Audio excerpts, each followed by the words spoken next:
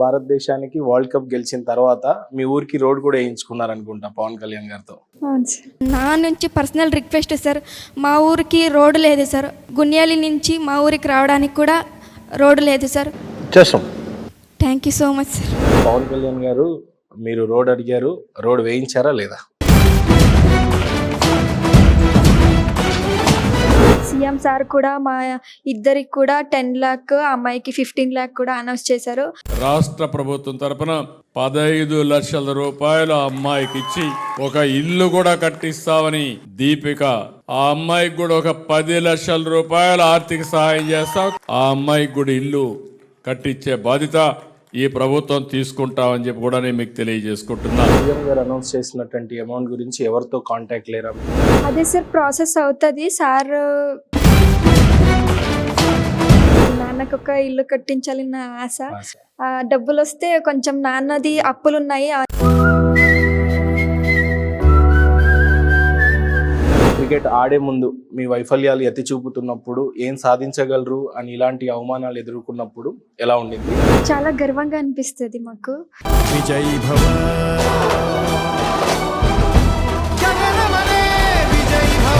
అది first T20 world కప్లోనే మేము భారత్కి, మన దేశానికి కప్ తీసుకొచ్చాం మేము.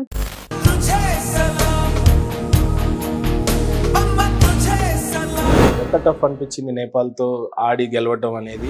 మేము నేపాల్తో బెంగళూరులో ఆడాము. మేము అక్కడ మేము గెలిచాము. అప్పుడే నేను ఫిక్స్ అయిపోయాను, ఈసారి మేము వరల్డ్ కప్ కొడతాము, మళ్ళీ మేము ఇండియా కప్ తీసుకెళ్తామని.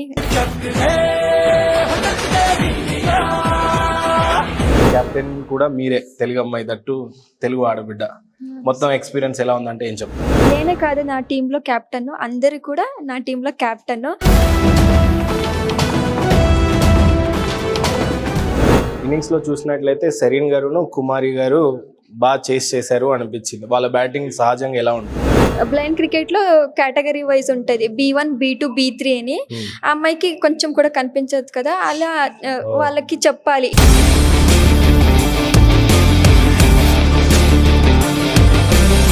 చాలా మందికి ఉన్న డౌట్ ఏంటంటే బ్లైండ్ అండ్ అండం కూడా నాకు బాధగా అనిపిస్తుంది. బట్ స్టిల్ అలాంటి అంగవైకల్యం కనిపించదు కాలు బ్లైండ్ అన్నప్పుడు క్రికెట్ ఎలా ఆడతారు అని అంటారు. ఎమోషన్ అవ్వద్దు మీరు, అన్నయ్య లాంటి వాడిని.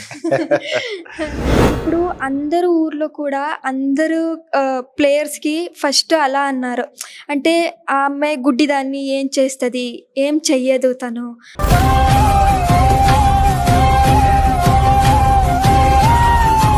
కెప్టెన్ గా భారతదేశం నుంచి BCCI నుండి కానీ లేదా మీ బోర్డు నుంచి ఎలాంటి సపోర్ట్ ఉంది మీ క్రికెట్ కి ఇప్పుడు? అంటే సార్ మనకి అంటే అందరు 16 ప్లేయర్స్ కూడా చాలా అంటే చాలా దారుణంగా ఉంది వాళ్ళ ఫ్యామిలీ అయితే. అంటే ఒక పూట తినడానికి కూడా దొరకదు.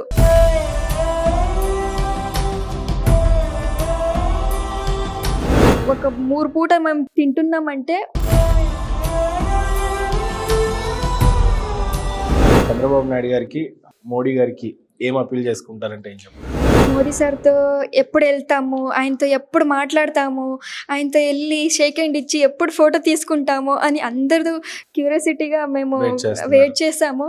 ఫైనలీ సార్ నుంచి ఫోన్ వచ్చింది, మమ్మల్ని పిలిచారు.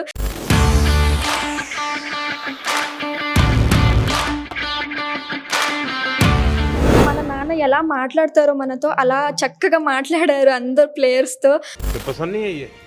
फिर मीठा खाती हो? सर आपका साथ बात करके मैं पूरा पेट भर गया।